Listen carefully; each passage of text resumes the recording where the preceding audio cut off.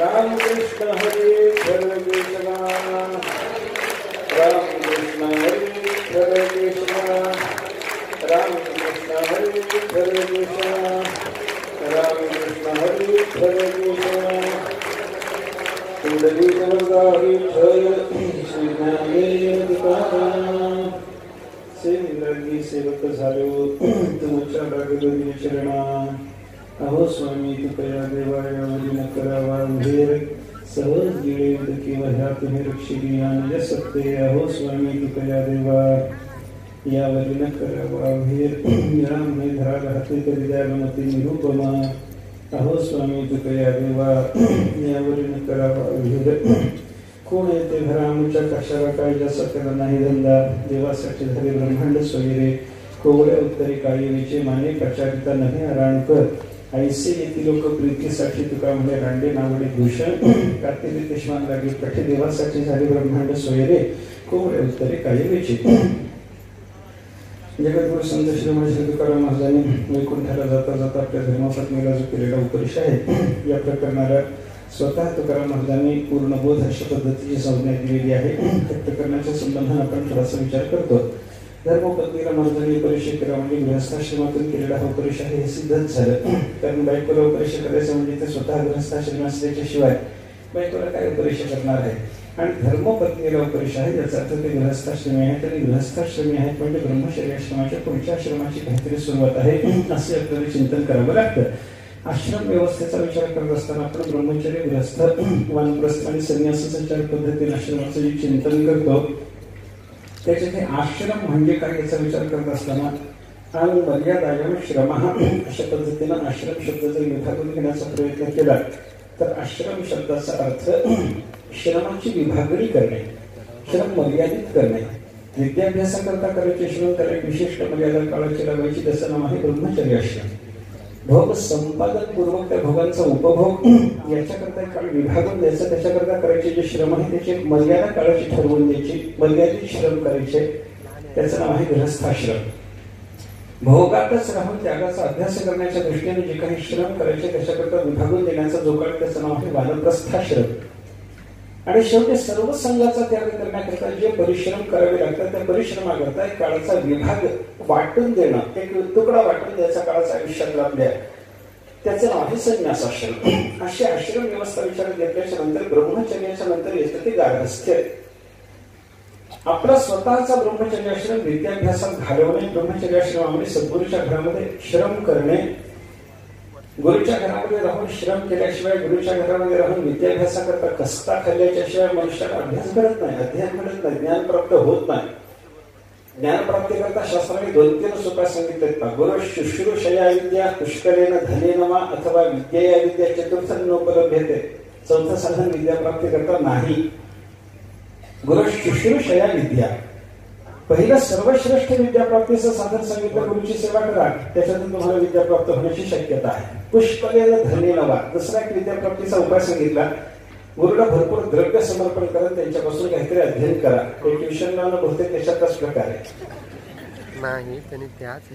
अथवा विद्या विद्या ग्रहणाचा तिसरा प्रकार सांगितला एक विद्या द्यायची आणि एक विद्या त्याच्यापासून घ्यायची आपल्याला येत असलेली विद्या त्याला शिकवावी आणि त्यांना येत असलेली विद्या आपण घ्यावी विद्यादान आणि विद्या ग्रहण एक विद्या देऊन दुसरी विद्या घेणे त्यांच्याजवळची विद्या घ्यायची असेल तर आपल्या जवळची विद्या त्यांना देणे मला काहीतरी तुकाराम महाराजांच्या अभंगाचा विचार करता येत असला मी तो शिकवायचा त्यांना जर मृदंग वाजवत असं येत असलं तर त्यांच्याजवळ शिकायचा एवढाच त्याचा प्रकार विद्या विद्या तो नल राजा आणि ऋतुपर्ण राजा यांच्या बाबतीमध्ये विद्येनं विद्या ग्रहणाचा प्रकार आपल्याला पाहायला सापडतो पण महाभारतामधला तर विचार आहे तसं तर सांगत बसत नाही मला 4 अभंगाचा विचार करायचा थोडा पुढे सरकायचे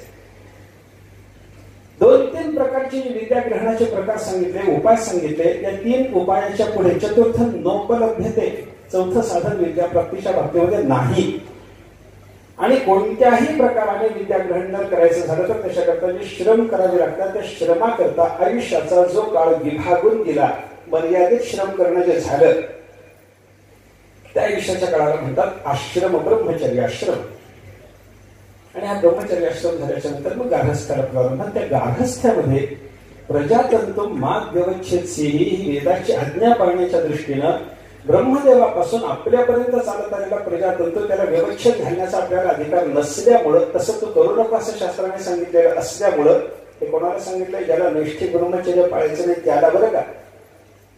उपकुर्बान ब्रह्मचर्याच्या बाबतीमध्ये ही सगळी भाषा शास्त्राची, नैष्ठिकाच्या करता हे सगळं सांगणं नाही. ज्याला नैष्ठिक ब्रह्मचर्य पाळायचं त्याच्यासारखा श्रेष्ठ तोच आहे. आणि ज्यानं उपकुर्बान म्हणजे केवळ विद्याभ्यासाकरता ब्रह्मचर्याश्रम ज्याने घेतलेला होता, ब्रह्मचर्य जो होता, विद्याभ्यास हाच ब्रह्मचर्याचा त्याचा उद्देश होता. आणि हा विद्याभ्यास संपल्याच्या नंतर मला ब्रह्मचर्य आश्रमाची परिसमाप्ती करायची आहे, त्याच्यातून मला स्नातक व्हायचं आहे, समावर्तन मला करून घ्यायचं आहे, हा ज्याचा उद्देश होता अशा मनुष्याच्या करता म्हणून मग सांगितलं प्रजातंतु मा व्यवच्छेद सिहित. प्रजातंत्राला तो मर्यादा घालू नको, वंशाचं सातत्य टिकव. पितृऋणातून उत्तीर्ण होण्याकरता म्हणून वंशाचं सातत्य टिकवावं लागतं. आणि ते करण्याकरता म्हणून त्या स्वयंभू मनो आणि शतरूपेपासून मैथुनी सृष्टीला प्रारंभ झालेला असल्यामुळं प्रजातंतूला व्यवच्छेद घालायचा जर नसेल तर आपल्याला लग्न करणं आवश्यक आहे. त्या दृष्टीनं सांगितलं की बाबा सदृशी भार्यां दिंदेत, आपल्याला अनुरूप अशा पद्धतीची भार्या प्राप्त करून घ्यावी. अनुरूपता, सदृशी भार्या कशी असावी? सदृशी असावी, अनुरूप असावी. अनुरूपता तिच्या बाबतीमध्ये कशी असते त्याचा विचार आपण विस्तारपूर्वक करून आलो. दोघांच्याही स्वभावाची समानता, दोघांच्याही वृत्तीची समानता, दोघांच्याही क्रियेची समानता, दोघांच्याही व्यवहाराची समानता, याला म्हणतात अनुरूपता. एक पूर्वेकडे पश्चिमेकडे निघालं तर काही संसाराचं गाडं व्यवस्थित चालत नाही. त्या दृष्टीनं पती पत्नीची परस्पराला अनुरूपता, पूरकता ही असली पाहिजे. अनुरूपता असणे याचा अर्थ समानशीलता, समान व्यसनीता असणे. आणि पूरकता असणे याचा अर्थ त्याच्यात काही कमी असलं तर ते पूर्ण करण्याची हिनं व्यवस्था करावी, ह्याच्यात काही जर अपूर्ण असलं तर ते पूर्ण करण्याची त्यानं व्यवस्था करावी, याला म्हणतात पूरकता.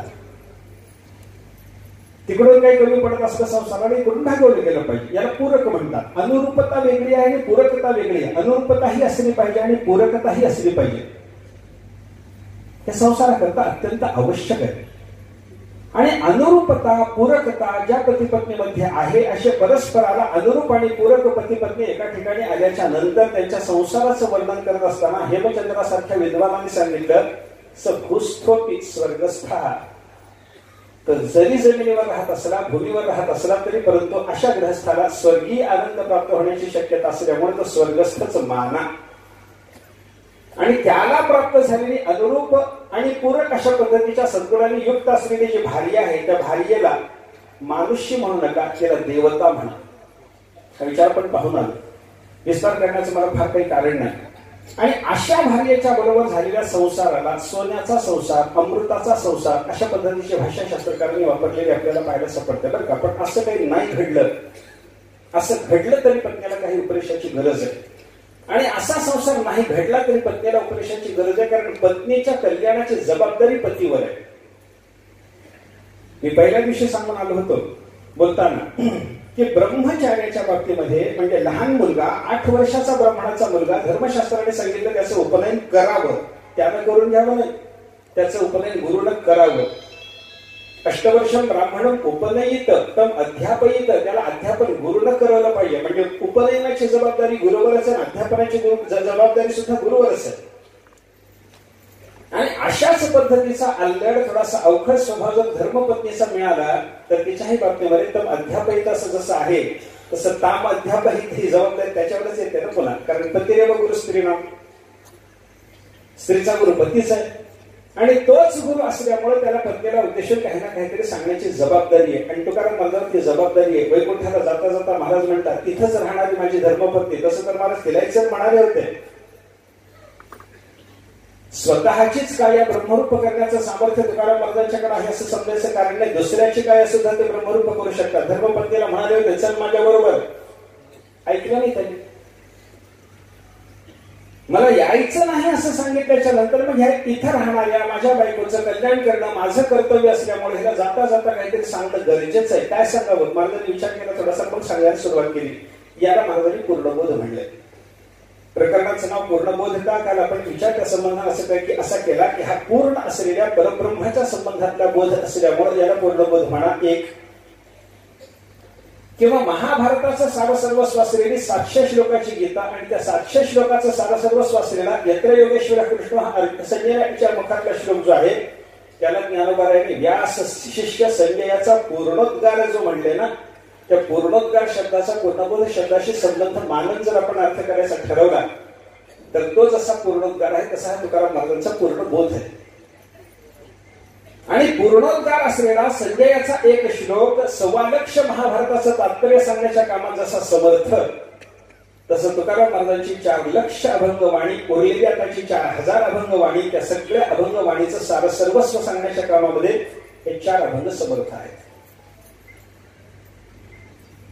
सूत्ररूपता कशी असते तसं एक चिंतन आहे.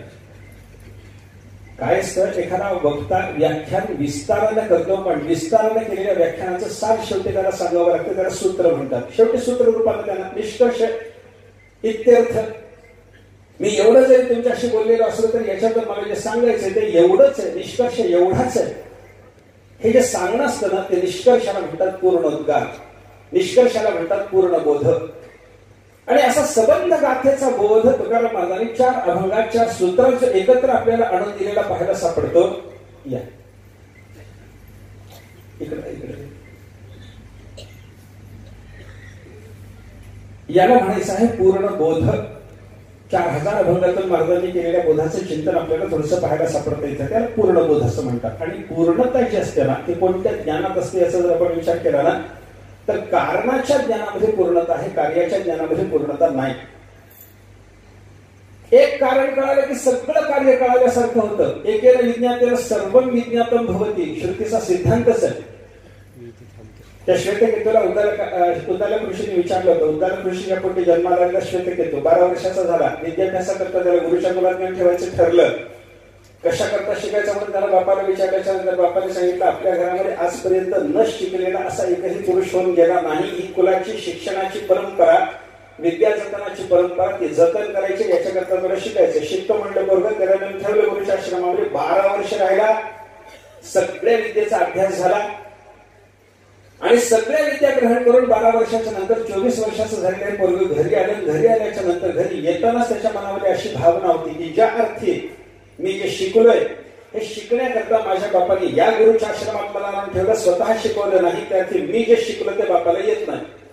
आणि ते जर बापाला येत असतं तर बापाला इकडे आणून ठेवायची काही गरज होती का? प्रत्येक शिकून घरी गेलेल्या पोराची हीच भावना असते, बापाला माझ्या एवढं काहीच येत नाही वाटतं. त्याला किती मूर्खपणा. शिकून गेला, अनुच्छान मानी स्तब्ध, अशा पद्धतीचं त्याचं वर्तन पाहिल्याच्या नंतर बापाने त्याला त्या विषयी जवळ बोलावून विचारलं, विषय तू कधी आलास रे? तो म्हटलं बाबा 2-4 दिवस झाले. आल्यापासून तुमच्याबरोबर माझा सगळा व्यवहार चालू आहे. आल्यावर नमस्कार केला, तुमच्याशी बोललो, तुमच्याशी वागतोय. आता सध्या रोज जेवण तुमच्या बरोबरच आहे, सकाळ संध्याकाळ तुमच्याच बाजूला बसून संध्या करतो. तुम्ही विचारता कधी आलास म्हणून? नाही रे कधी आलास? नाही 2-4 दिवस झाले. झाला अभ्यास झाला मग किती वर्ष राहिलास रे गुरुच्या कुळामध्ये? आता हे माहिती नाही का सगळं, पण त्याचं ते अहंकार घालवण्याच्या दृष्टीने त्याला बोलणं चालू केलं. तेव्हा त्याने विचारलं किती वर्ष राहिलास गुरुच्या घरामध्ये? त्याने सांगितलं बाबा 12 वर्ष. कशावरून? मला जाताना तुम्ही तू 12 वर्षाचा झालास म्हणून सांगितलं होतं, येताना आता माझं 24 चालू आहे, 24 संपत आले, म्हणजे मी 12 वर्ष राहिलो. बरोबर. पण 12 वर्ष राहिलास? हो. या 12 वर्षाच्या काळामध्ये गुरुच्या कुलामध्ये राहून 12ही वर्ष रोज अभ्यास केला. अगदी बाबा रोज अभ्यास केला. गुरु मला रोज सांगत होते, मी काही ना काहीतरी अभ्यास करत होतो. ठीक छान झालं म्हणा. खूप अभ्यास झाला असेल नाही? झालंय बाबा. काय काय शिकलास रे? त्यांनी यादी सांगायला सुरुवात केली. ऋग्वेद, यजुर्वेद, सामवेद, अथर्ववेद, अमुकशास्त्र, तमुकशास्त्र, पुराण, स्मृती ग्रंथ, फडाफडा यादी बापाला म्हणून तुम्ही म्हणायला लागले एवढं सगळं झालं. एवढं? अरे बापरे, एवढं झालं सगळं एवढं शिकणं झालं तर झालं बाबा. अरे एवढं जे शिकला श्वेत घेतो त्याच्यात मला एक सांग ना, तुला तू असं काही गुरुला विचारलं का? किंवा तुझ्या गुरुनी तू न विचारता तुझ्यावर कृपा करून असं काही तुला सांगितलं का? कारण गुरुला विचारल्याच्या नंतर गुरुने सांगावं असा एक नियम आहे, ना पृष्ठ कस्यचित ब्रूयात. कोणी काही न विचारता त्याला माझ्याजवळ ज्ञान आहे म्हणून सांगत बसू नये. कदाचित त्या ज्ञानाचा अनादर त्याच्याकडून घडण्याची शक्यता, म्हणून न विचारता सांगायचं नाही. आणि असा दुसरा एक नियम दिला आहे की काही न विचारता सुद्धा अशा माणसाला आपण काहीतरी सांगायला पाहिजे की यस्य नेच्छेत पराभव, पृष्ठे तस्य तद्ब्रूयात यस्य नेच्छेत पराभव. ज्याचा पराभव व्हावा असं आपल्याला वाटत नाही त्याला न विचारता सुद्धा सांगितलं पाहिजे. ब्रूयुः स्निग्धस्य शिष्यस्य गुरवो गुह्यमप्युत, भागवताच्या पहिल्याच अध्यायात आहे. गुरवः गुह्यमप्युत स्निग्धस्य शिष्यस्य ब्रूयुः. अत्यंत प्रेमपात्र असलेल्या शिष्याला गुप्त असलेल्या गोष्टी त्यानं न विचारता गुरु सांगत असतात. श्वेतकेतूला विचारलं होतं ऋषीने, तू तुझ्या गुरुला काही विचारलं का? किंवा तुझ्या गुरुने तू न विचारता सुद्धा तुझ्या गुरुने तुला कृपा करून असं काही सांगितलं का? काय बाबा, काय विचारायचं राहिलं म्हणता? नाही, अशी एक विद्या जगामध्ये आहे की जे एक जाणायचं त्याच्याने सगळं काही जाणल्यासारखं व्हायचं. एकेन विज्ञातेन सर्वं विज्ञातं भवति कुततम आदेशम अपराक्षा. असं काही तू तुझ्या गुरुला विचारला, हा आदेश विचारला, हा उपदेश तू विचारला गुरुजवळ? नाही म्हणे, मी काही विचारलं नाही. त्याचा चेहरा खरकन उतरला तर म्हणायला लागला, बाबा अशी विद्या असते जगामध्ये जे एक जाणायचं त्याच्याने सगळं जाणल्यासारखं व्हायचं. एकच जाणायचं त्याच्याने सगळं, असं कसं होईल बाबा? एक जाणलं तर एकच जाणलं होईल, सगळं जाणलं होईल. एकच जाणायचं त्याच्याने सगळं जाणल्यासारखं व्हायचं, असं कसं होईल बाबा? बापाने त्याला सांगितलं, अशी एक विद्या आहे, तुला जर पाहिजे असेल तर मी शिकवू शकतो. आणि हे बापाचे शब्द ऐकल्याच्या नंतर माझ्यापेक्षा बाप ज्ञानी आहे की भावना मनात निर्माण झाल्याबरोबर खरखर निर्माण झालेला अभिमान उतरला. साष्टांग नमस्कार घालून श्वेतकेतू म्हणायला लागला, मी तुमचा शिष्य आहे. शिष्यस्तेहम विषाधिमान त्वं प्रपन्नम, मला शरणागताला उपदेश करा, मी तुमचा शिष्य आहे. आणि शिष्य भावाने जेव्हा तो श्वेतकेतू बापाला शरण गेला तेव्हा बापाने त्याला समजावून सांगायला सुरुवात केली. एकेन विज्ञातेन सर्वं विज्ञातं भवति. तत्व सांगतो म्हणे त्याला. बस एक मातीचं ढेकूळ उचलत असलं आपल्या बाजूचं, त्याला विचारलं, हे श्वेतकेतू काय आहे रे? श्वेतकेतू म्हणाला, माती आहे. माती म्हणाल्या बरोबर त्या गुरुने त्याला सांगायला सुरुवात केली, फार छान तुला कळालं, तुझी दृष्टी मातीत गेली, हे फार चांगलं झालं. म्हणजे वाया गेली असा अर्थ घेऊ नका बरं, हसण्याच्या वेगळ्या अर्थानं हसलं. दृष्टी मातीत गेली म्हणजे मृत्तिकेत तुझी दृष्टी गेली, हे चांगलं झालं. तर मातीचं ढेकूळ म्हणाला नाहीस, मातीचा गोळा म्हणाला नाहीस, पिंडी भावाला प्राप्त झालेली मृत्तिका म्हणाला नाहीस, मृल लोष्ट अशा पद्धतीची तुझी भाषा आली नाही, तुझी दृष्टी मृत्तिकेत गेली, चांगलं झालं. बाबा, मातीपासून निर्माण झालेले सगळेच्या सगळे पदार्थ स्वतंत्र रीतीने जाणण्यापेक्षा ज्यानं एक माती जाणली त्याला बाकीचे सगळे पदार्थ न जाणता ही माती आहे हे कळेल की नाही? एकेन मृत्पिंडेन विज्ञातेन सर्वं मृण्मयं विज्ञातं भवति वाचारंभणं विकारो नामधेयं मृत्तिका इत्येव सत्यम. श्रुतिमाता त्या पुढच्या मुखातून त्याला उपदेश करते. एकेन मृत्पिंडेन विज्ञातेन सर्वं मृण्मयं विज्ञातं भवति. एक मातीचा गोळा माती म्हणून कळाला की जगातले सगळे मातीचे पदार्थ जाणल्यासारखे होतात. कदाचित त्या पदार्थाचं नाव कळणार नाही पण ही माती आहे, कळेल ना? याला मडकं म्हणतात, नाव ठाऊक नाही. याला बोळकं म्हणतात, नाव ठाऊक नाही. याला वेळणी म्हणतात, नाव ठाऊक नाही. याला देवलानं म्हणतात, पणती म्हणतात, टवळं म्हणतात, माहिती नाही. पण ही मृत्तिका आहे हे त्याला कळेल ना.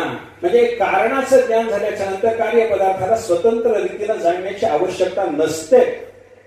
हा जर श्वेतकेतूला उद्दालकाने दिलेला बोध आपण बघितला तर कार्य ज्ञानाला पूर्णता आहे की कारण ज्ञानाला पूर्णता आहे याचा या माझ्या प्रश्नाचं उत्तर तुम्हाला देणं शक्य आहे. कारण ज्ञानात पूर्णता, पूर्ण बोध कुठं असतो? कारणाच्या बोधात असतो. कार्याच्या बोधामध्ये पूर्णबोध अशी भाषा आपल्याला बोलता येणार नाही. कारणाचा बोध व्हावा, पूर्णबोध झाला. तसा सर्व कारण असलेल्या परमात्म्याचा बोध व्हावा, पूर्णबोध झाला. परमात्मा नाही कळाला, बाकी सगळं कळालं, पूर्णबोध नाही, अपूर्णबोध म्हणा. आणि परमात्मा कळाला की मग तो पूर्णबोध झाला. अशा पद्धतीची भाषा आपल्याला शास्त्रात पाहायला सापडते. म्हणजे कारण ज्ञान पाहिजे, परमकारणाचं परमात्म्याचं ज्ञान पाहिजे. व्यतिरेक पावलेल्या पदार्थाचं कारण नसून अन्वय ज्याच्यामध्ये होतो अशा त्या मूळ कारणाचं ज्ञान आपल्याला असलं पाहिजे. अन्वय व्यतिरेकाची परिभाषा थोडीशी वेगळ्या पद्धतीने विचारात घ्या. ज्याच्यामध्ये अन्वय होतो म्हणजे प्रलय होतो ते मूळ कारण असतं. आणि ज्याच्यापासून व्यतिरेक व्हायला लागला ते व्यतिरेक पावलेले म्हणजे वेगळे वेगळे निघालेले पदार्थ ते पूर्ण नाही. पण हे सगळेच्या सगळे ज्याच्यामध्ये अन्वय पावायला लागले, अंतर्धान व्हायला लागले, लीन व्हायला लागले, प्रलयाला प्राप्त व्हायला लागले, ते सगळ्याचा आपल्यामध्ये अन्वय करून घेणारे जे तत्व आहे ते पूर्ण तत्व आहे. ते पूर्ण तत्व आहे. आणि त्या पूर्ण तत्वाच्या संबंधाने आपल्याला बोध संपादन जर करता आला तर त्या बोधाला शास्त्रकारांनी पूर्णबोध अशा पद्धतीची सौंदर्य देता येते असं आपल्याला चिंतन करता येईल. अजून एक ते कौष्टकी नावाचं एक लहानसं उपनिषद आहे. आपण नेहमी अभ्यासात घेतो ते 10-11 उपनिषदाला सोडून कौशितकी नावाचं एक उपनिषद आहे. वेदांताचा चांगला विचार आहे. बालाकी आणि अजातशत्रूचा त्या उपनिषदामध्ये संवाद आला. त्या संवादामध्ये बालाकी काही उपदेश करतात आणि अजातशत्रू त्या उपनिषदाच्या संबंधाने चिंतन करतात. बालाकी आणि अजातशत्रूच्या त्या संवादामध्ये त्या अजातशत्रूने सांगितलं मी आकाशाला जाणतो, आकाश हेच पूर्ण आहे. त्या आकाशाच्या पूर्णतेत मला गुंतायचं नाही, पण ते पूर्ण काय आहे याच्याबद्दल त्यांनी वर्णन करत असताना असं सांगितलं, पूर्णम अप्रवर्ती ब्रह्म. तिथला एक शब्द तेवढे एक वाक्य मला उपयोगाचं आहे. पूर्णम अप्रवर्ती, जे कुठेही प्रवृत्त होत नाही, ज्याच्यापासून प्रवृत्ती होत नाही, ज्याच्या ठिकाणी प्रवृत्ती नाही, ज्याच्या ठिकाणी प्रवृत्ती नसल्यामुळे जे स्वतंत्र रीतीने माया उपाधी न घेता काही करत नाही, ते अप्रवर्ती. आणि जे अप्रवर्ती आहे त्यालाच पूर्ण म्हणतात आणि ते पूर्णच ब्रह्म आहे असं तिथे चिंतन आपल्याला पाहायला सापडतं. त्या पूर्णाचा बोध म्हणजे पूर्ण बोध आहे.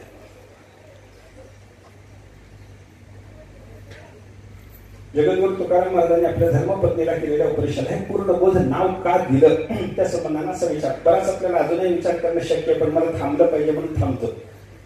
पुढे जायचं जरासं आपल्याला. महाराजांनी हा जो उपदेश केला, या उपदेशामध्ये महाराज आता काय बोलतात आपल्या बायकोला तरी काय समजावून सांगितलं, त्या उपदेशाचं थोडंसं चिंतन करणं गरजेचं. म्हणून अभंगाकडे वळतो. आता कोण येते घरा आमच्या कशाला, काय त्याचा त्याला नाही धंदा. महाराज म्हणायला लागले, कारण आईसाहेबाचा स्वभाव थोडासा कडक होता आणि कडक असल्यामुळे त्या आलेल्या घरी आलेल्या माणसाला थोड्याशा रागावून बोलत असतील कदाचित. त्यांचं रागावून बोलणं कदाचित महाराजांना खटकत असेल. म्हणून महाराजांनी त्यांना सांगितलं, म्हणजे आपल्या घरी कोणी विनाकारण येत नाही. जसं त्याला धंदा नाही का, उद्योगधंदा नाही का, कामधाम नाही का, प्रत्येकाला आपलं आपलं कामधाम आहे. ज्याचं त्याला काहीतरी कामधाम असताना लोक माझ्या घरी येतात, कशा करता येतात त्याचा थोडा विचार करणं. आपल्या घरी आलेला माणूस त्याला कामधाम असताना आपल्याकडे येतो, याच्यात आपल्याबद्दल त्याला काहीतरी आपुलकी आहे, आपलं त्याचं काहीतरी नातं आहे, आपला त्याचा काहीतरी संबंध आहे, आपला त्याचा काहीतरी ऋणानुबंध आहे. या अनुबंधाच्या पोटी आपण त्याच्याशी काहीतरी योग्य पद्धतीचा संवाद वगैरे केला पाहिजे. हे खेचायचं कारण नाही, हे लक्षात घे. कोण येते घरा अमुच्या काशाला, काय ज्याचा आपल्याला नाही धंदा, ज्याचं त्याला काम नाही. प्रत्येकाला आपलं आपलं काम आहे. विनाकारण लोक आपल्या घरी येत नसतात. मग आपल्या घरी येणारे लोक कशासाठी येतात? देवासाठी झाले ब्रह्मांड सोयरे. तुकाराम मला म्हणतात, माझ्याकडे देव आहे म्हणून देवासाठी हे सगळं ब्रह्मांड आपला सोयरा झालेला. आपला संबंध देवामुळे सगळ्या जगाशी निर्माण झाला. देवासाठी झाले ब्रह्मांड सोयरे. कोवळ्या उत्तरे काय व्हायचे? मग आपण या लोकांशी आपल्याकडे आलेल्या यांचा आपला संबंध असा चांगला निर्माण झाल्याच्या नंतर हे लोक माझ्याकडे असलेल्या देवाच्या युगानं, आपल्याकडे असलेल्या देवाच्या युगानं सर्वव्यापक परमात्म्याचा बोध संपादन करून कोणी महात्मा आपल्या घरी आलेला असेल किंवा माझ्याकडे असलेला देव पाहून कोणी माझ्याकडे आलेला असेल, त्या सगळ्या लोकांशी कोवळं उत्तर जर बोललं तर बिघडतं. कोवळ्या उत्तरे काय द्यायचे? काही नुकसान होतं? बोलण्यामध्ये काही नुकसान आहे? चांगलं बोलण्यामध्ये काही नुकसान आहे? आपण त्याच्याशी चांगलं बोलावं, सत्य भाषण करावं, प्रिय भाषण करावं. ते म्हणून सनातन धर्म वाणीच्या बाबतीत सांगितलं ना, सत्य ब्रूयात, प्रिय ब्रूयात, न ब्रूयात सत्यम प्रियम, प्रियंच नानृतम ब्रूयात, केश धर्म सनातनः. वाणीचा सनातन धर्म. वाणीच्या बाबतीतला सनातन धर्म कोणता? हा आहे. कसं करा, कसं बोला? सत्य बोला. अजून कसं बोला? प्रिय बोला. अरे सत्य आणि प्रिय कसं बोला? सत्यम ब्रूयात, प्रियम ब्रूयात, न ब्रूयात सत्यम अप्रियम. एखादं सत्य आहे पण ते अप्रिय शब्दात मांडत असाल तसं बोलू नका. प्रियांचे नानृतम ब्रूयात. एखादी गोष्ट लोकांना आवडणारी आहे अशा शब्दात तुम्हाला मांडता येते पण ती खोटी आहे, बोलत बसू नका. सत्य असलं पाहिजे, प्रियही असलं पाहिजे. सत्य आहे अप्रिय शब्दात नको. प्रिय आहे आणि सत्य नाही नको. सत्यताही बोलण्याला असावी, प्रियताही बोलण्याला असावी. आमची मुलगी त्याच्याकरता चांगलं उदाहरण सांगत होते. पंगत बसली, आपण जेवायला बसलो आणि आपल्या बाजूला एक माणूस बसला, तो भरपूर जेवणारा आहे आणि त्या भरपूर जेवणाऱ्या माणसाने आपल्यासमोर समजा 50 लाडू खाल्ले. तर 50 लाडू खाल्ल्याच्या नंतर त्याच्या बाजूला बसलेली 2 माणसं, एक डाव्या हाताला एक उजव्या हाताला बसलेला माणूस. एक माणूस त्याचं वर्णन करताना म्हणतो, काय हो तुम्ही 50 लाडू खाऊन टाकले, अशी कुठं पद्धत असते का? पंक्ती तेवढं खायचं असतं का? काय तुम्ही खादा खातो काय? तुमचं पोट आहे का? पोत आहे. पोत्यात भरल्यासारखे लाडू तुम्ही पोटामध्ये भरले. आता मला सांगा, हे बोलणं खरं आहे की खोटं आहे? बोला की थोडं. तुम्ही बोलल्याशिवाय मला बोलता येत नाही आता पुढे. मला उत्तर पाहिजे ना. 50 लाडू त्यानं पोत्यासारखे पोटात भरलेले जर असले तर तुझं पोट आहे का? तुझं पोत आहे हे असं जर विचारलं कोणी त्याला तर त्याचं बोलणं खरं की खोटं? खरं. पण आवडणार आहे का? प्रिय आहे का? प्रिय नाही. पण त्याच्या बाजूला बसलेला दुसरा माणूस त्याचं वर्णन करताना म्हणतो, वा याला म्हणतात अग्नी. जठाराग्नी कसा प्रदीप्त असावा याचं एक मूर्त उदाहरण आहे. आम्हाला एक लाडू खाल्ला तर जुलाब होतात, तुम्हाला 50 लाडू खाल्ले तर तुम्हाला काही होत नाही. धन्य धन्य धन्य. भीमाच्या नंतर तुमचाच अवतार. बकासूर म्हणायचं. बकासुराच्या नंतर तुमचा अवतार म्हणलं तर सत्य आहे पण प्रिय नाही. भीमाच्या नंतर तुमचा अवतार म्हणलं, मारुती नंतर तुमचा अवतार म्हणलं, सत्यही आहे प्रियही आहे.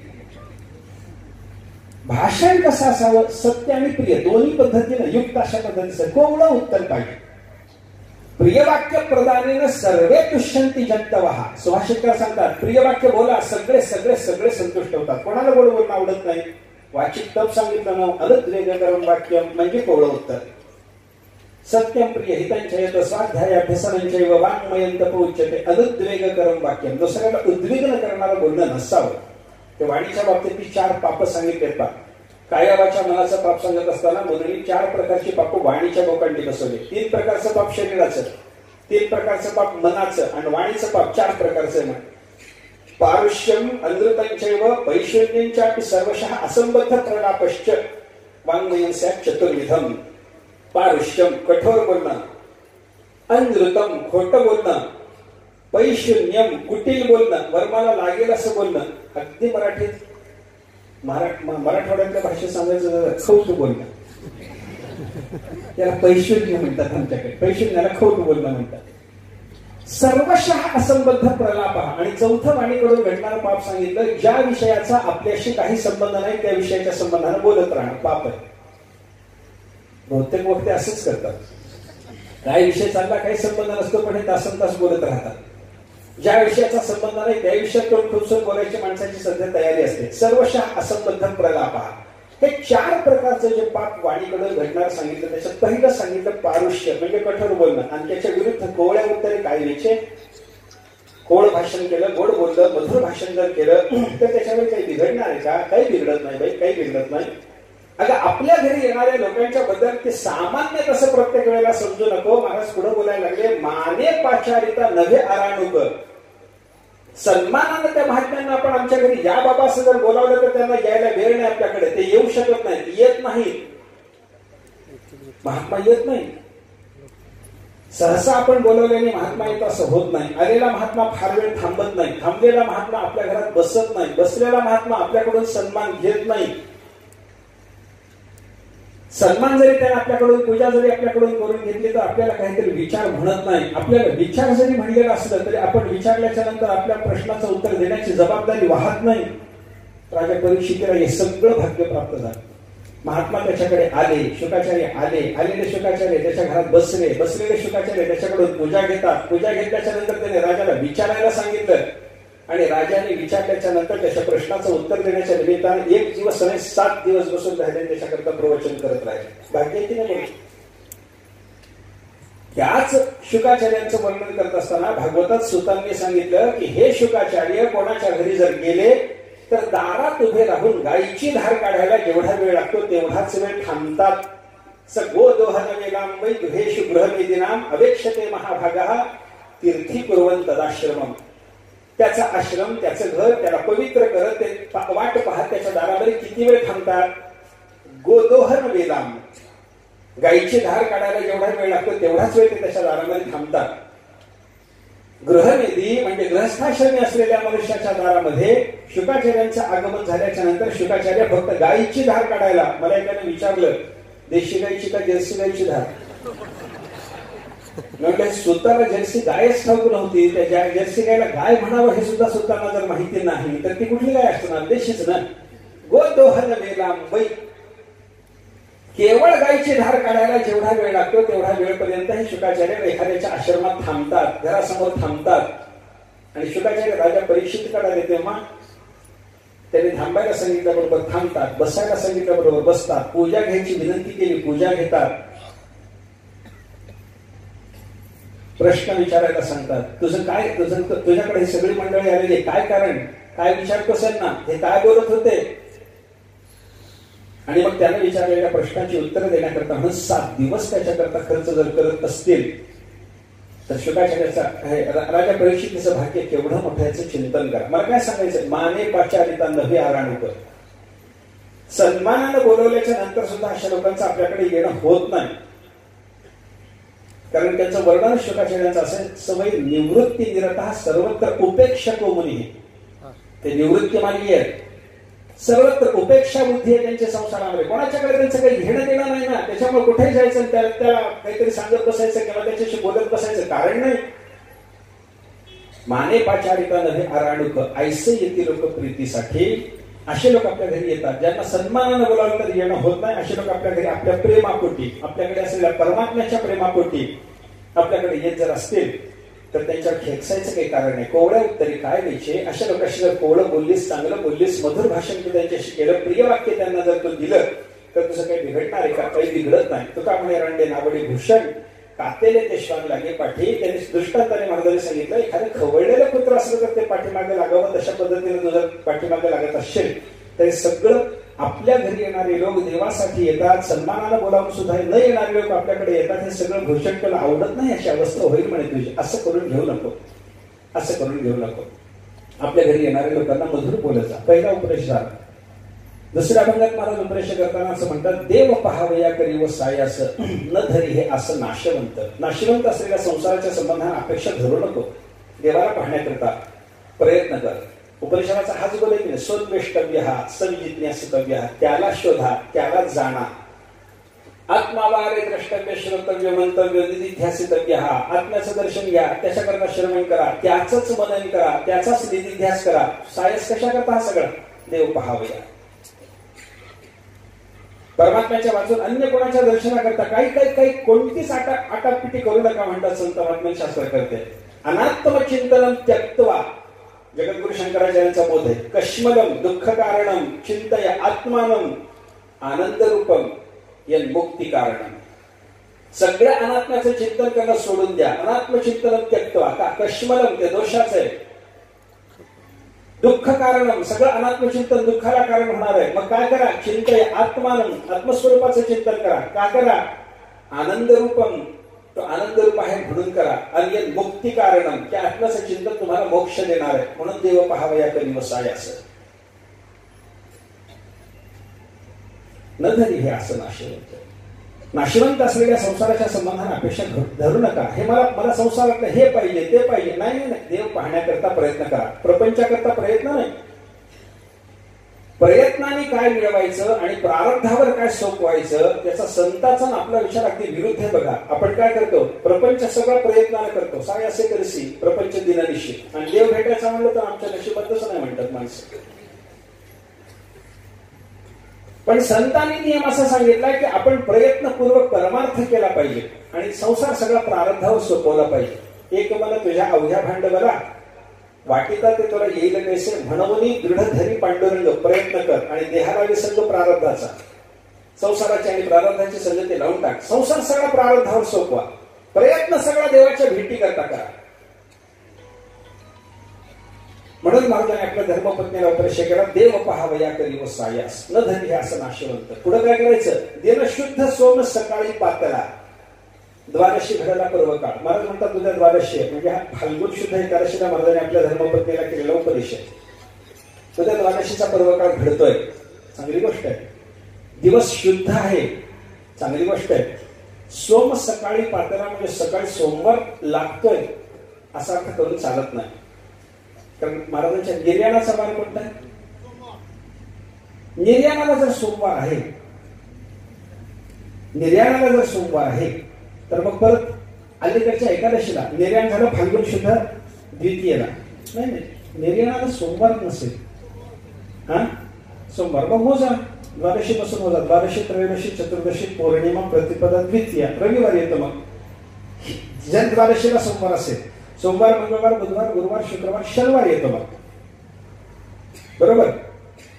जर द्वादशीला सोमवार असेल तर निर्याणाच्या द्वितीयेला बीजेच्या दिवशी शनिवार येण्याची शक्यता आहे.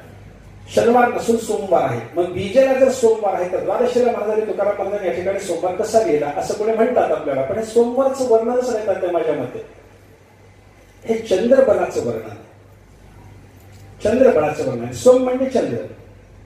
नेदावे चौरासी चंद्रबाळ असं महाराजांनी सांगितलेलं असल्यामुळे महाराजांना चंद्रबाळाचं महत्व मान्य आहे. आणि उद्याच्या दिवशी तुझ्या दृष्टीनं चंद्रबळ चांगलं असं महाराज तिला सांगतात. शुद्ध सोम सकाळी पाताला, सकाळपासून तुला शुद्ध सोम लागतोय.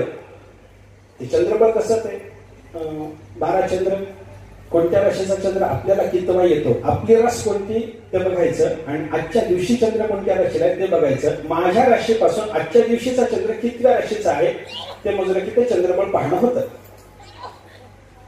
समजा माझी रास मेष आहे आणि आजचा चंद्र समजा कन्येचा असला तर मेषपासून मोजत चालायचं. मेष, वृषभ, मिथुन, कर्क, सिंह, कन्या, 6वा चंद्र मला पडला असं धरायचं.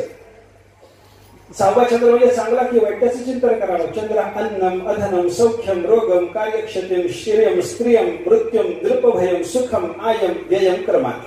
12 चंद्र कसे मोजायचे असं ज्योतिषाने गणित त्याच्याबद्दल असं सांगितलंय. पहिला चंद्र अन्न देणारा, चंद्र अन्नम, अन्न देणारा म्हणजे सगळं देणारा. अधनम, दुसरा चंद्र दारिद्र्य देणारा. सौख्यम, तिसरा चंद्र सुख देणारा. चंद्र अन्नम, अधनम, सौख्यम. चौथा चंद्र रोगम.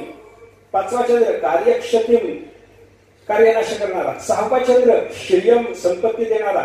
7वा चंद्र स्त्रियम, बायको देणारा, स्त्री सुख देणारा म्हणजे स्त्रीला पती सुख देणारा. 8वा चंद्र मृत्युम. 9वा चंद्र स्त्रियम, मृत्यू, नृपभयम. 10वा चंद्र सुखम. 11वा चंद्र आयम, संपत्ती देणारा. आणि 12वा चंद्र व्ययम, क्रमात. क्रमाने हे चंद्र आपल्याला आय व्यय वगैरे सगळे देणारे असतात. म्हणजे चंद्रबळ पाहायचं. समजा एखादा चोर चोरीला निघाला, त्या चोरानं आपली रास सांगून ज्योतिषाला विचारलं मला चंद्रबळ आहे की नाही सांगा. त्या ज्योतिषाने सांगितलं की बाबा आज बरोबर 6वा चंद्र पडतो, श्रियम, तुला संपत्ती मिळणार आहे, जा पठ्या. हे नेदावे चोराशी चंद्रबळचं तात्पर्य. तसं तुकाराम महाराजांना आपल्या धर्मपत्नीला सांगायचंय उद्याचा दिवस शुद्ध आहे, उद्याचा दिवस द्वादशीचा पर्वकाळ घडतो आहे आणि उद्याच्या दिवशी तुला चंद्रबळ हे चांगलं आहे आणि चंद्रबळ चांगलं असल्यामुळे तू दिलेल्या दानाचा परिणाम चांगला होणार आहे बाई. याचा अर्थ काय झाला, तिला दुसरा चंद्र नव्हता, तिला चौथा चंद्र नव्हता, तिला 5वा चंद्र नव्हता, तिला 8वा चंद्र नव्हता, तिला 9वा चंद्र नव्हता, बाकीच्या पैकी कुठला तरी होता. म्हणून महाराज म्हणतात शुद्ध सोम सकाळी पाताला. हे चंद्रबाळाकडे जर सोम शब्दाची संगती लावून टाकली काही अडचण येत नाही. आणि सोम शब्दातून सोमवार घ्यायचा ठरला बोंबा बोंबून बसते. आणि मग माणसं म्हणतात बरोबर त्या वर्षी मग हे गणित तरी चुकलं असेल, वर्ष तरी चुकलं असेल, द्वादशीचा वार महाराजांनी सांगितला तो तरी चुकला असेल. महाराजांचं सांगणं चुकलं. शुद्ध सोम मला ही संगती आजपर्यंत लागली नव्हती. त्याच्या मी असं सोम म्हणजे सोमवारच आहे मग ते काहीतरी वेगळ्या पद्धतीने संगती लावली पाहिजे असंच म्हणत होतो मी. तुकाराम महाराजांच्या वैकुंठ गमनावर पुस्तक लिहिलं, ते लिहिताना सुद्धा या सोमचा मला काही उलगडा झाला नव्हता. पण काय ज्ञानोबराची कृपा काल मला रात्री बसल्या बसल्या हात काढ टाकले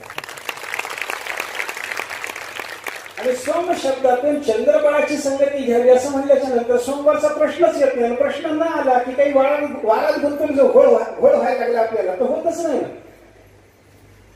दिनशुद्ध सोम सकाळी पाताला द्वादशी घडाला पर्वकाळ. मग काय कर, द्विजापाचारुणी शुद्ध करी मन देव हे दान यथाविध. मला सांगतात उद्या सकाळी चांगला दिवस आहे त्याच्यामुळे मी तुला दान द्यायला सांगतो. एक काम कर, शुद्ध मन कर, ब्राह्मणांना बोलाव, द्विजापाचारुणी घरातल्या गावातल्या ब्राह्मणांना बोला आणि देव हे दान यथाविध. आपल्या घरामध्ये असलेलं सगळं किडूक मिडूक जे काही आहे ते सगळं यथाविधी दान देऊन टाक बरं. सर्वस्वाचं दान देऊन टाक बरं. यथाविधी दे बरं, विधीपूर्वक दे, संकल्पपूर्वक दे. दान देणं म्हणजे काय, आपली एखाद्या वस्तूवरची मालकी काढून समोरच्या माणसाची मालकी निर्माण करणं. स्वस्वत्व अपादानपूर्वकम परस्वत्व उत्पादनम दानम ही दानाची व्याख्या आहे. मग गावातल्या ब्राह्मणांना बोलवायचं, त्यांची मतसत्ता आपल्या सगळ्याच्या सगळ्या वस्तू जातावर निर्माण करायची. आणि हे दान कसं, द्विजा पाचारुणी आपल्या घरी त्यांना बोलवून दान देणे. हा प्रकार कोणत्या युगातला आहे, स्मृतिग्रंथामध्ये दक्ष स्मृती चैतन्य संबंधान आहे.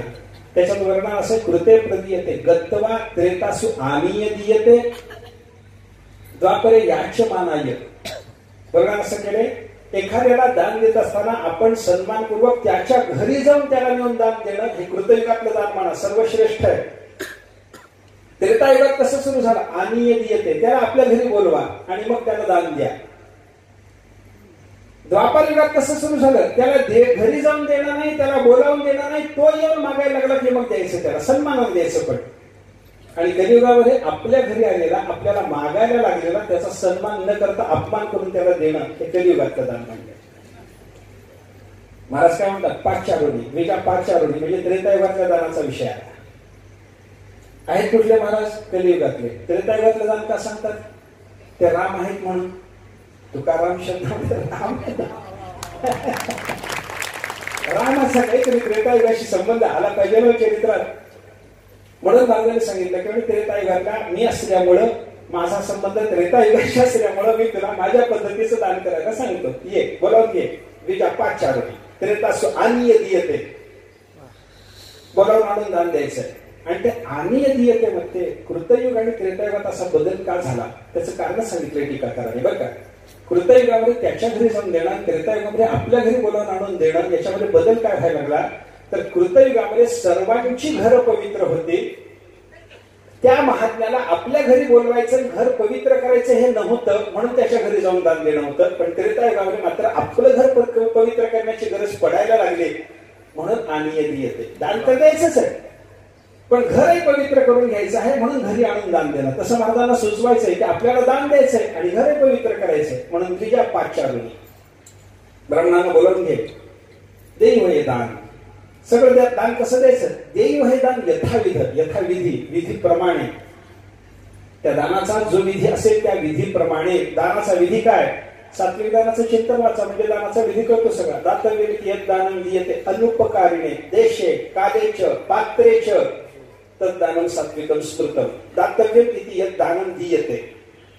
आपल्याला द्यायचं आहे, या दान बुद्धीनं दान देणं चालू झालंय. आणि द्यायचंय आपल्याला, फक्त द्यायचंय. त्या देण्यातून कोणत्या प्रकारची अपेक्षा आपल्याला करायची नाही.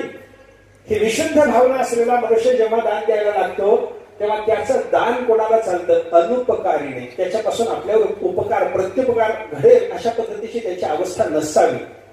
आणि प्रत्युपकाराच्या भावनेनं दान दिलं ते सात्विकात मोडत नाही. बघ, दीयते अनुपकारीने. दान द्यायचंय, दानाच्या भावनेनं द्यायचंय, त्याच्याकडून त्या दानाच्या बद्दल आपल्याला काहीतरी उपकार घडला पाहिजे ही भावना न ठेवता द्यायचंय. आणि देशे कालेच पात्रेच, शुद्ध देशात, शुद्ध काळात, शुद्ध सत्पात्र ब्राह्मणामध्ये दान देणं, याला म्हणतात सात्विक दान. हा सगळा दानाचा विधी आहे. दान द्यायचं ही बुद्धी ठेवणे विधी. दान देताना अनुपकारी ब्राह्मणाला दान द्यायचं आहे हा विधी. शुद्ध देशात दान देणं, शुद्ध काळात दान देणं आणि शुद्ध व्यक्तीला दान देणं. कारण पात्रापात्र विचारोस की धेनुपद नगरीवर धर्मशास्त्र असा आहे त्याच्या संदर्भातलं.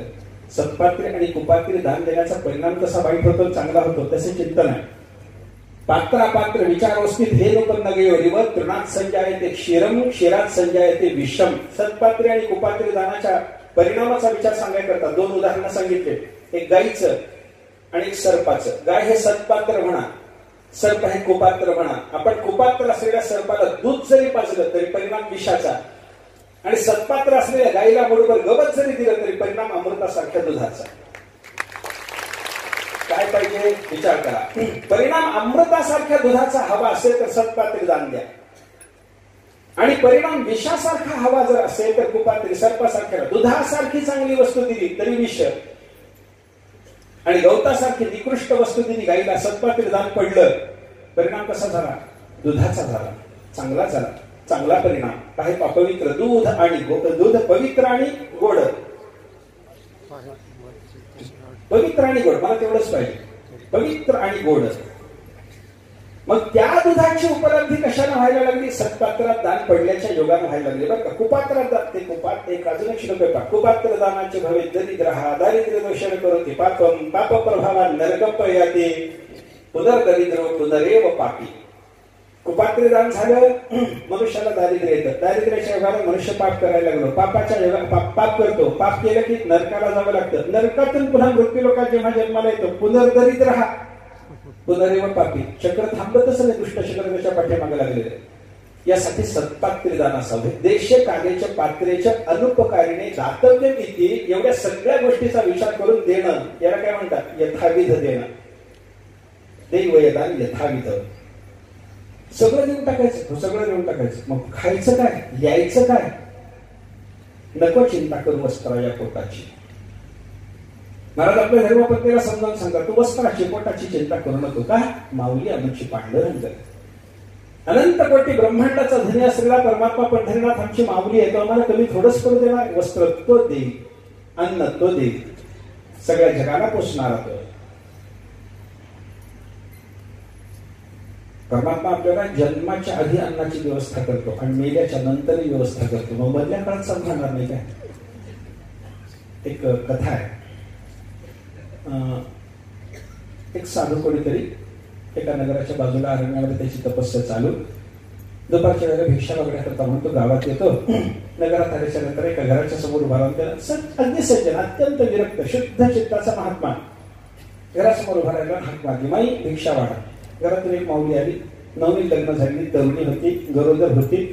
ती आली, भिक्षा घेऊन हातात काहीतरी घेऊन आली, वाढायला लागली. वाढता वाढता या महात्म्याने ती समोर येऊन उभी राहिल्याबरोबर तिला नखशिखांत 2-3दा पाहिलं. चालत नाही, योग्य नाही. पण महात्मा विरक्त चित्ताचा असल्यामुळे त्याचं नखशिखांत पाहणं त्या तरुणीला अयोग्य वाटलं नाही. परिणाम असतो शुद्ध दृष्टीचा. शुकाचार्यांच्या चरित्रात आहे ना, सिद्ध सरोवराप्रती लग्न अप्सरा स्नान करते. विवस्त्र अवस्थेत अप्सरा स्नान करतात, विवस्त्र अवस्थेत शुक तिथून जातात.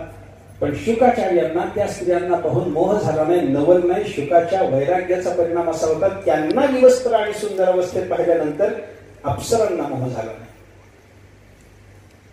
शुकांना मोह झाला नाही नवलाची गोष्ट नाही, पण यांच्या वैराग्याचा परिणाम त्यांना मोह झाला नाही. नित्य निरंतर विषयात वावरणारे अप्सरा. तसा हा महात्मा त्या स्त्रीच्याकडे जेव्हा पाहायला लागला, स्त्रीला काही वाटलं नाही. तिने विचारलं, महात्मा काय पाहता, काय पाहता, काय पाहता? त्या महात्म्याने तिच्या स्तनाकडे हात दाखवला आणि विचारलं, आई हे काय आहे, हे काय आहे? काय म्हणल्यानंतर त्या माऊलीला काय उत्तर द्यावं? ते म्हणायला लागले, महाराज हे त्याला स्तन म्हणतात म्हणे. हे परमात्म्याने माझ्या शरीरावर जे निर्माण केलेलं हे अवयव आहेत नाही, तो माझ्या मुलांच्यासाठी म्हणून अन्नाची व्यवस्था परमेश्वराने इथे केली. अन्नाचा संग्रह असतो इथे. इथे दूध असतं, दुधाचा साठा आहे. अन्नाची व्यवस्था होय. कोणाच्या अन्नाची व्यवस्था माऊली? माझ्या मुलाच्या. मुलगा कुठे आई? ती गरोदर असल्यामुळे पोटाकडे हात दाखवला, सांगितलं पोटात माझं मुलं आहे म्हणे. त्या महात्म्याने साष्टांग नमस्कार त्या माऊलीला घातला. म्हणे आई मला भिक्षा नको म्हणे. आता मी भिक्षा मागणार नाही याच्या पुढे. का मागणार नाही महात्मा? महात्म्याने उत्तर दिलं, यो मे गर्भगतस्यापि वृत्तिं कल्पितवान प्रभुः शेषवृत्ती विधानार्थं सखी वृद्धा अथवा मृतः. जो परमात्मा गर्भात असताना मातेच्या स्तनात त्या दुधाच्या रूपानं माझ्या अन्नाची व्यवस्था करतो, तो मी जन्माला आल्याच्या नंतर माझी व्यवस्था करायला तो माझा प्रभू का मेला का म्हातारा झाला? कशाला भिक्षा मागू म्हणे? भिक्षेची गरज नाही माऊलीला. अर्थ काय झाला? जन्माच्या आधी परमात्मा व्यवस्था करतो, मेल्यानंतरही परमात्मा आपल्यासाठी काहीतरी व्यवस्था करतो. तुलसीदासजींचा दोहा आहे, त्याच्यात तुलसीदासजींनी वर्णन केलं, तुलसी मुर्दे को देत है कपडा लकडी आग, जीता रहकर सो सकड़े करे सो नर पडो अभाग. तुलसीदासजी सांगतात की म्हणे मुर्दे को देत आहे. आमचा मालक मढ्याला देतो म्हणे. मढ्याला काय काय देतो? कपडा, लकडी, आग. त्याला कापड देतो, लाकूड देतो, अग्नी देतो. मढ्याला काय प्रयत्न केला कापड मिळवायकरता? बघा ना तुम्ही. आमचे गुरुजी विनोदाला असं सांगायचे की म्हणे बाबा, जन्मभर ज्या माणसाने स्वतःला धड वस्त्र एक वावभर तरी मिळावं याच्याकरता प्रयत्न केला, पण त्याला जन्मभरामध्ये धड वस्त्र मिळालं नाही, जुनच नेसावं लागलं. परमात्मा त्याच्याकरता मेल्याच्या नंतर भरपूर अंग झाकेल अशा नव्याच वस्त्राची व्यवस्था करतो. कधी मढ्याला जुनं वस्त्र मिळालं सांगा ना? त्याने जन्मभर प्रयत्न केला, स्वतःच्या प्रयत्नाला त्याला नवीन वस्त्र मिळवता आलं नव्हतं. अंग रक्षणापुरतं सगळं भरपूर वस्त्र मिळवता आलं नव्हतं, पण परमात्म्याने मेल्यावर त्याचा प्रयत्न थांबला की देवाने त्याच्याकरता व्यवस्था केली. कपडा, लकडी, त्याचं शरीर जाळण्याकरता म्हणून ते लाकडाची व्यवस्था कोणी केली? याला स्वतः काहीच केलेलं नसतं, देवच त्याच्याकरता व्यवस्था करतो. गुरुजी सांगायचे, एक जन्मभरामध्ये त्याला एक कपभर चहा करायकरता टिचभर लाकूड मिळालं नव्हतं, पण देवानी हा मेल्याच्या नंतर याचा प्रयत्न थांबला म्हणून 4-4 क्विंटल सरपण द्यायला दिले. आग, अग्नी कोणी दिला? देवाने दिला. मग जिता हे मेल्याला जर परमात्मा देतो, मढ्याला जर देतो, तर जिता राही तर स्वस्थ जिवंत राहून प्रयत्न करायचा त्याच्याच करता. सोनर पडो अभाग. फार अभाग्यात म्हणायलो. म्हणून महाराजांनी आपल्या धर्मपत्नीला सांगितलं की तो परमात्मा पंढरीनाथ आहे ना, सगळ्या जगाला पोषितो जनासी एकला, तो सगळ्या जगाला एकटा पोसणारा, एकटा सगळ्यांना अन्न देणार.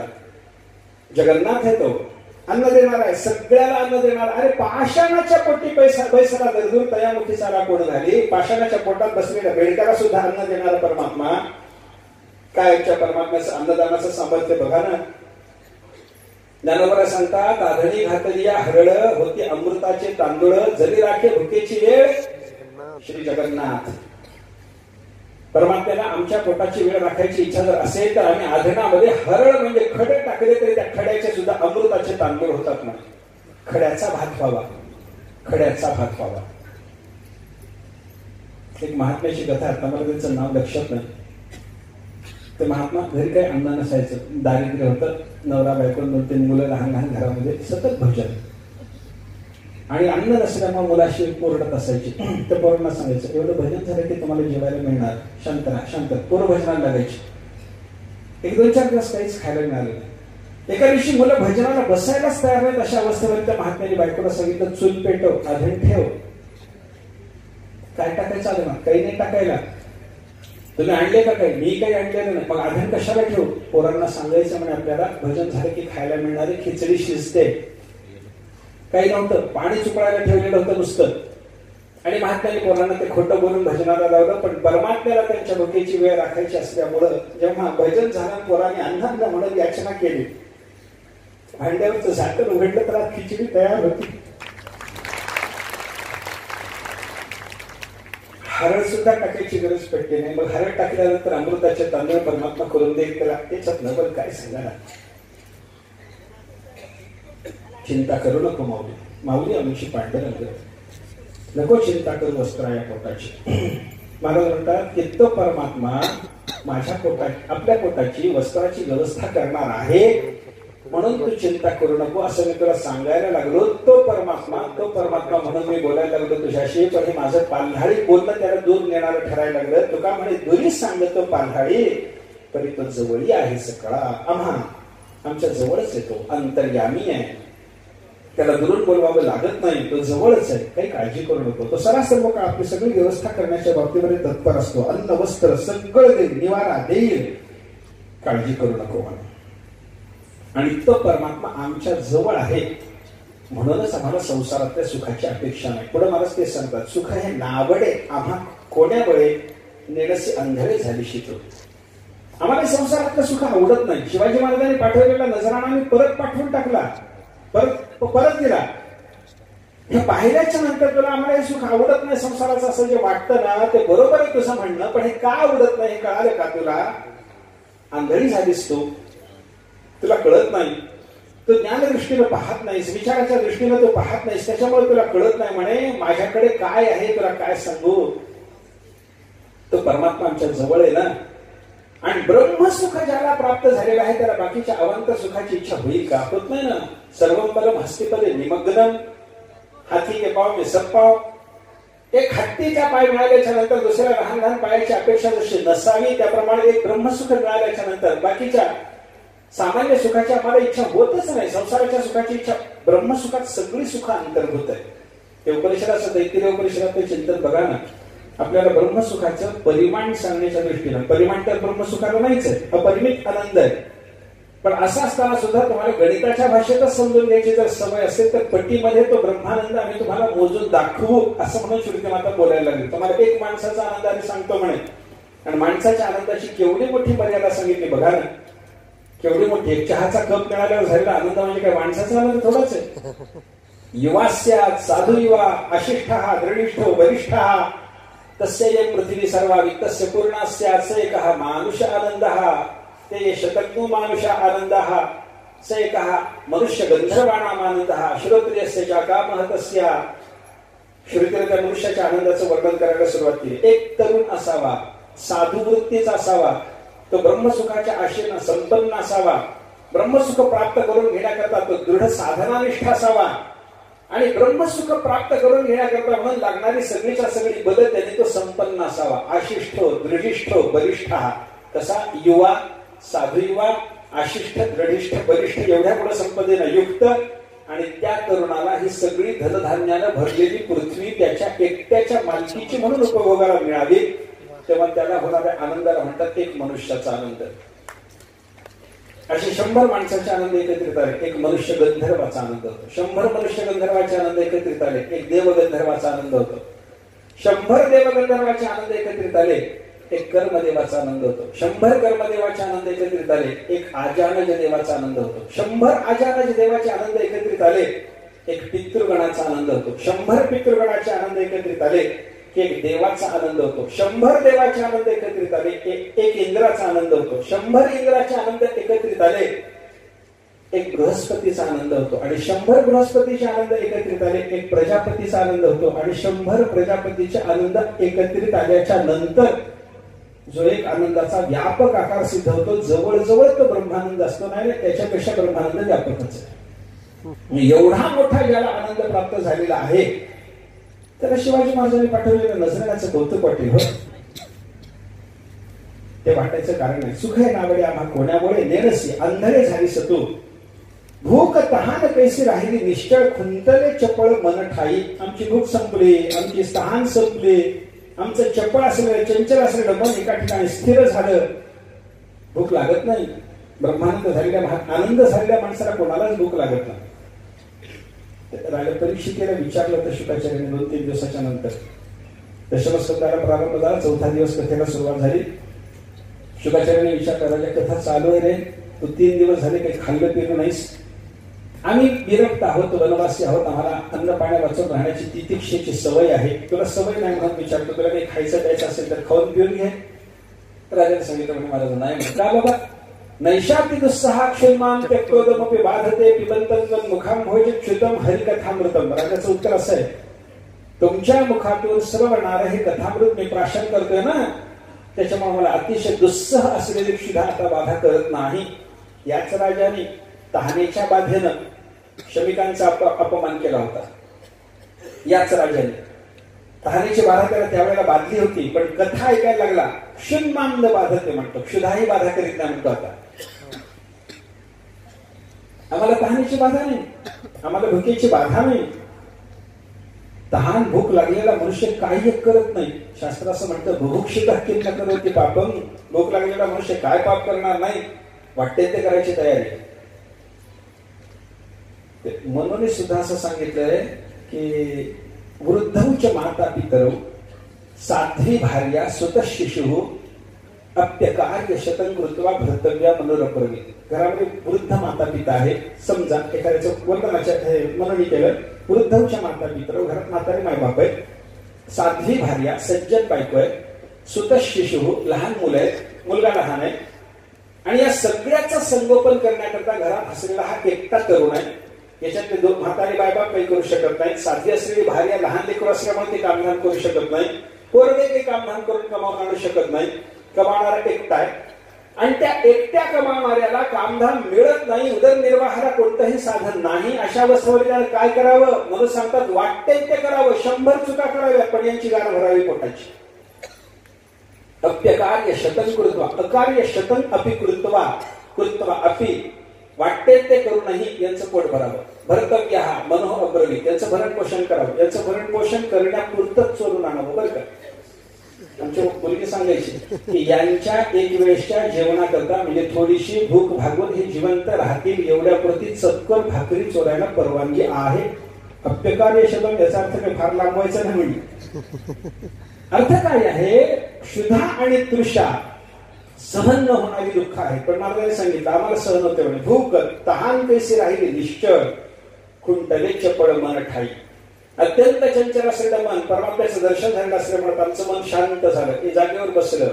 देखील तुमचे चरण निवांत राहिले मन, अशी अवस्था आम्हाला प्राप्त झाली.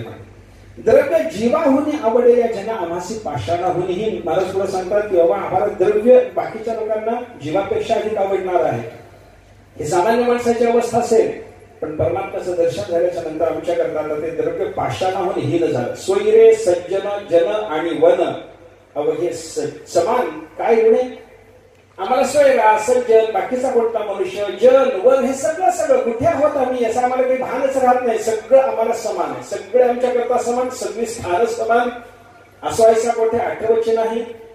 देहीच विदेही भूपदशा ही आमची स्थिती झालेली असल्यामुळे आम्हाला सगळं समान वाटतं. कशामुळं, एक परमात्मा दर्शन झाल्यामुळं. तुका म्हणे आम्हा जवळीच आहे, सुखदुःख आहे पांडुरंग.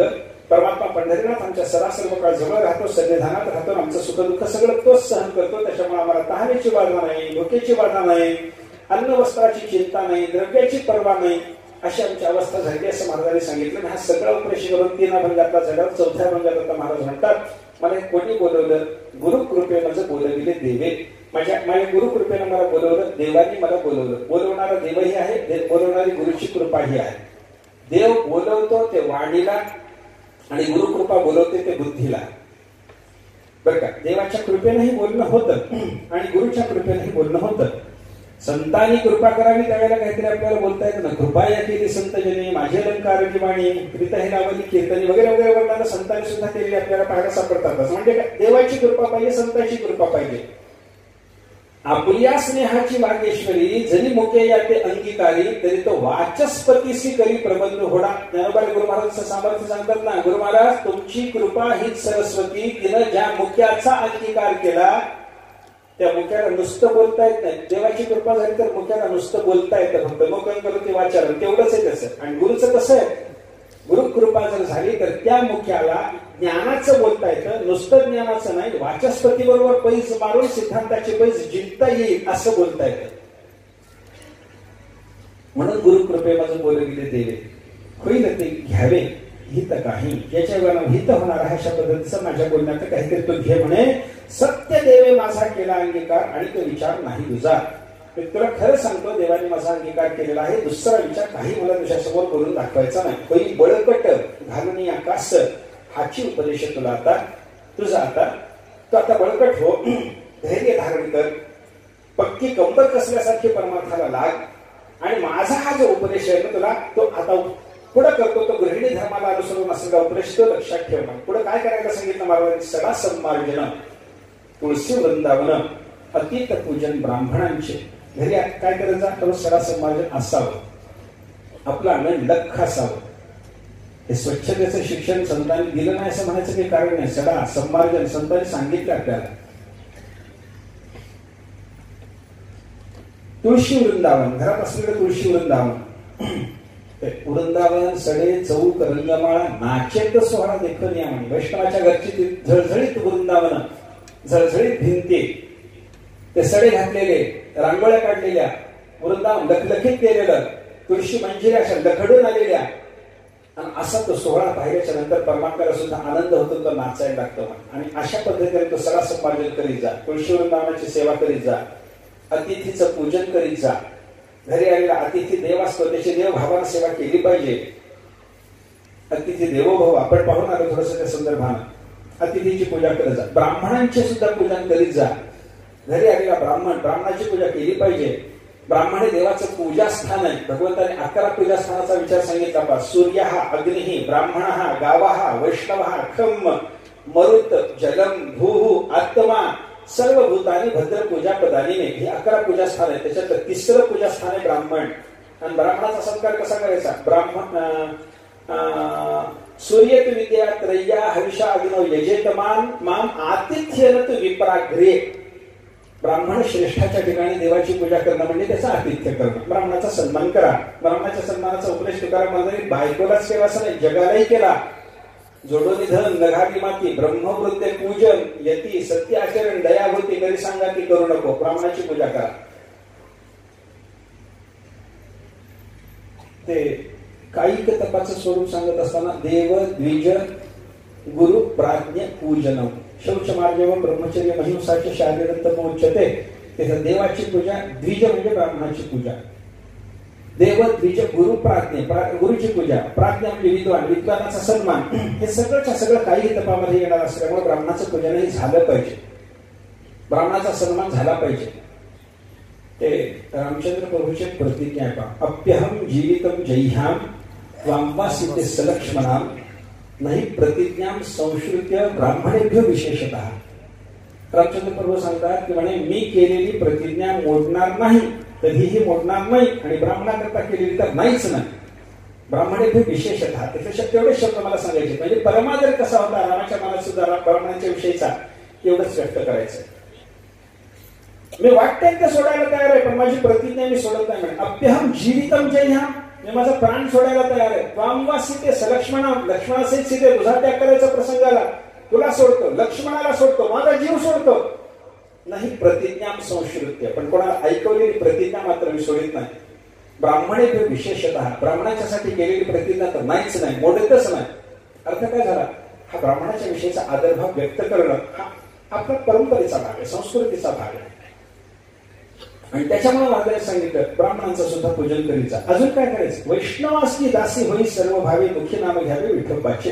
संकल्प. सरा सर्व काळ वैष्णवाच्या दास्यामध्ये प्रवृत्त राहा, वैष्णवाची दासी हो, सरा सर्व काळ विष्णू भक्तांची सेवा करत जा. वैष्णवाच्या दास्याचं फार मोठं महत्व आहे. आता 11 पूजास्थानाची पाहिजे त्याच्यामध्ये वैष्णव सुद्धा आहे बरं का. सूर्य हा अग्नी, ब्राह्मण हा गावा, वैष्णव हा 5वं पूजास्थान वैष्णवच आहे. वैष्णवे बंधू सत्कृत्या, वैष्णवाच्या ठिकाणी पूजा समर्पण करण्याचा प्रकार कसा? भावाप्रमाण, प्रेमाच्या सख्या भावाचं आगमन झाल्याच्या नंतर आपल्याला आनंद झाल्यामुळं त्याचा जसा आपण सन्मान करतो तसं घरी आलेल्या वैष्णवाचा सन्मान केला पाहिजे. बंधू सत्कृत्या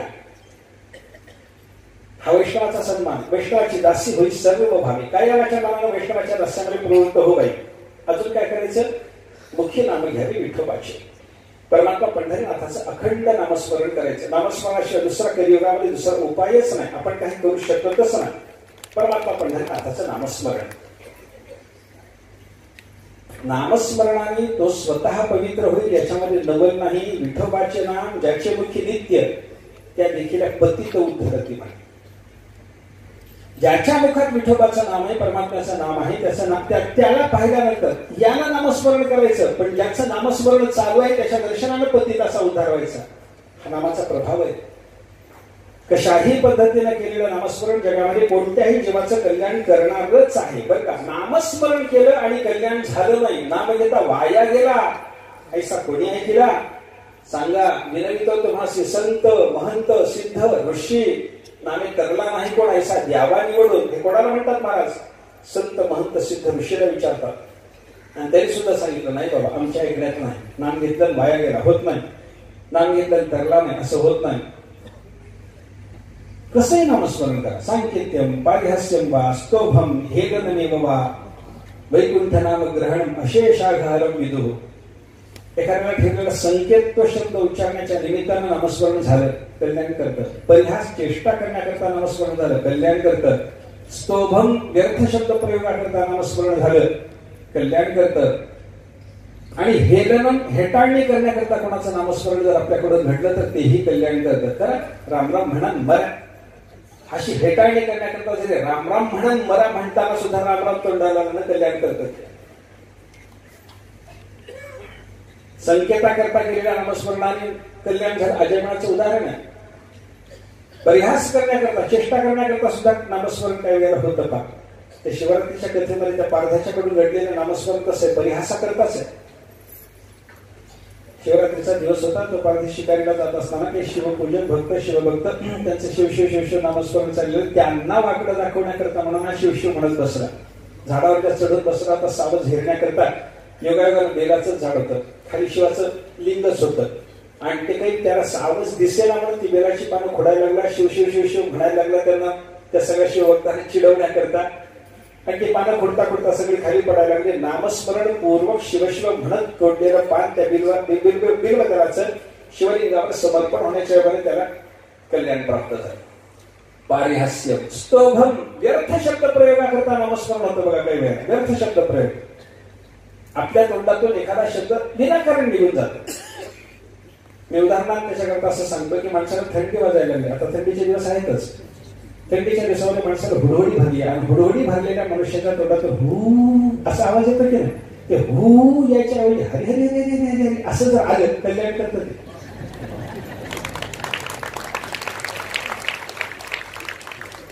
काही वेळा कसं होतं पहा, हे हरिदासी पद्धतीचं कीर्तन करणारे जे लोक असतात की नाही, त्यांना समेवर याय करता जर अक्षर कमी पडली तर ते कृष्णा रामा रामा रामा म्हणून सम गाठतात.